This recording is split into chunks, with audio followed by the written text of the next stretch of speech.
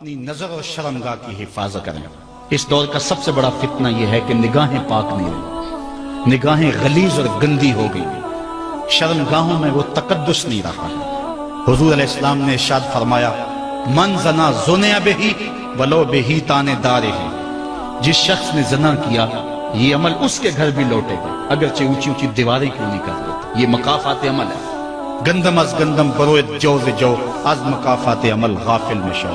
گندم بو گے تو گندم کاٹو گے، جو بو گے تو جو کاٹو گے۔ نظر کو تقدس دو، نظر کو پاکیزگی دو۔ حضرت لقمان حکیم کہتے ہیں کہ میں کئی نبیوں سے ملا ہوں، کئی نبیوں سے ملاقات کی ہے، اور میں ان سے دو دو چار چار باتیں جمع کی ہیں، اور ان ساری باتوں کو میں نے جمع کر کے 100 باتیں جمع کی ہیں، اور ان کا پھر میں نے خلاصہ تیار کیا ہے۔ ان میں 8 باتیں الگ کی ہیں۔ ان 8 باتوں میں ایک بات یہ ہے، جب کسی کے گھر جاؤ تو نظر کو حفاظت میں رکھو۔ جس شخص کے مہمان بنو، جس کے گھر جاؤ، تمہاری نظر نہ بھٹکنے پائے۔ نظر اگر غیر محرم کو شہوت سے دیکھتی ہے، حدیث میں آتا ہے کل قیامت کے دن جہنم کی آگ سے بھر دی جائے، وہ سخت رسوا ہوگا۔ آج میڈیا کی آوارگی اور انٹرنیٹ پہ جو کچھ ہو رہا ہے، ٹیلی ویژن اور سینما جو بدتمیزی پھیلا رہے ہیں، اور موبائل پیکج جس طرح بے حیائی کو فروغ ہو رہا ہے، ہم اس کے خلاف پوری قوت کے ساتھ بند باندھیں۔ اپنی اولادوں کے ہاتھوں سے ناول چھین لو، ان کے ہاتھوں سے جو ہے وہ فلمیں چھین لو، ان کی خلوتوں پہ نظر رکھو اور ان کی حفاظت کرو۔ جس شخص کی نظر پاک نہیں ہے، اس کے من میں طہارت نہیں آ سکتی ہے۔ دل پاک نہیں ہے، اس کو جو ہے وہ باطن کا نور نصیب نہیں ہو سکتا۔ وائے قوم کشتائے تدبیر غیر، کار او تخریب خود تعمیر غیر، از حیا بیگانہ پیرانے کہن، نوجوانہ چوں زنا مشغول تن۔ کتنی حکمت والی بات کہی اقبال نے۔ وہ اپنے دور کا دکھڑا سناتا ہے، جس دور سے ہم گزر رہے ہیں اب تو عجیب حال ہو گئے۔ اقبال کہتا ہے یہ جو میرا دور ہے، جوان تو جوان رہے، بوڑھوں کی نظروں میں حیا نہیں رہا۔ از حیا بیگانہ پیرانے کہن، بوڑھے لوگوں کی آنکھوں میں بھی اقبال کہتا ہے حیا نہیں رہا۔ نوجوانہ چوں زنا مشغول تن، اور نوجوان عورتوں کی طرح اپنے تن کے ساتھ لگے ہوئے ہیں، اپنے تن کو سنوارنے میں ہر وقت کنگھی پٹی میں لگے ہوئے ہیں۔ یہ مردوں کا کام نہیں ہوتا، یہ دلیروں اور بہادروں کا کام نہیں ہوتا، یہ عورتوں کے وظیفے ہیں۔ در دل شاں آرزوہا بے ثبات، مردہ زائن از بطون امہات۔ ان کے دلوں میں آرزویں کوئی اور ہی ہیں، اور ماؤں کے پیٹوں سے مردہ جنم لے رہے ہیں۔ دخترانے او بزلف خود اسیر، شوخ چشموں خود نماؤ خود دگیر۔ اور قوم کی بیٹیاں اپنی زلف کی خود قیدی ہو چکی ہیں، اور ہر وقت جو ہے وہ اپنے آپ کو آئینے میں دیکھتی رہتی ہیں۔ ساختہ پرداختہ دل باختہ، ابروان مثل دو تیغ آختہ۔ وہ جو گھر کی رونق تھی، جو آبرو اور حیا کا دوسرا نام تھا، آج وہ دل پھینک قسم کی ہو گئی ہے۔ آہ قوم میں دل سے حق پرداختہ، مرد و مرگے خیش را نہ شناختہ۔ اقبال کہتا ہے ہائے قوم کہ جو مر گئی اور اسے ابھی تک پتہ ہی نہیں چلا کہ میں مر چکی ہوں اور جینے کا سامان نہیں کرتی۔ حضور نے فرمایا ہر دین کی کوئی پہچان ہوتی ہے، میرے دین کی پہچان حیا ہے، اگر حیا نہیں ہے تو دین ہی نہیں ہے۔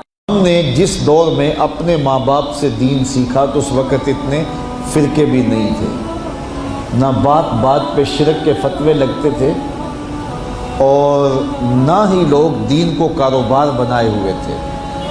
اس وقت کوئی کھڑا ہو کے نعت بھی پڑھتا تھا تو اس کی آنکھیں بند ہوتی تھیں اور تصور مدینے کی گلیوں کا طواف کر رہا ہوتا تھا۔ اور اگر کوئی پیر طریقت تھا تو اس کا مقصد مخلوق کو اللہ تک پہنچانا تھا، لوگوں کا دل اپنی جانب موڑ کے مائل کر کے اپنی جیب گرم کرنا مقصد نہیں تھا۔ اس وقت عالم دین لوگوں کی عقیدتوں کو سمیٹ کر کے، گھیر کر کے، اپنی عقیدت کے دائرے میں ڈال کر کے ان سے سطحی مفاد حاصل کرنے کا دھندا نہیں کرتے تھے۔ اس وقت عالم دین بندے کو گناہ سے نکال کر کے اللہ کی دہلیز پہ سجدہ ریز کرنے کا کام کرتے تھے۔ اور آج ہم دیکھتے ہیں کہ فرقہ پرستوں نے اسلام کو توڑ کے رکھ دیا، اور جو لوگ بیچارے اللہ کے حضور سجدہ ریز ہوتے ہیں، ان پر شرک کے اور بدعت کے فتوے لگا کر کے ان کو اسلام سے بدزن کرنے کی کوشش کی، اور نعت خوانیاں ایک بہت بڑا کاروبار بن گیا، اور پیری مریدی ایک بہت بڑا دھندا بن گیا، تو اس دور کے اندر اپنی اولاد کو سنبھالنا، وہ طرح طرح کے سوال کرتی ہے، پوچھتی ہے، تو پھر ان کو دین پر مطمئن رکھنا اتنا آسان کام نہیں ہے۔ ہمارے والدین نے ہماری تربیت کی تو ان کے لیے قدرے آسان تھا، لیکن ہمارے لیے اپنی اولاد کو سنبھالنا اور دین کی راہ پر ڈالنا قدرے مشکل ہے۔ لیکن ہمارے والدین نے جو آسان کام کیا تھا اس کے لیے بھی بڑی محنت کی تھی، اور ہم اپنی اولاد کے لیے کیا اتنی محنت کر رہے ہیں جتنی محنت ہمارے والدین نے ہمارے اوپر کی تھی۔ تو اگر ہم نہیں کر رہے تو پھر ہماری اگلی اولادیں یا ان کی اگلی نسلیں پھر کن ہاتھوں میں ہوں گی؟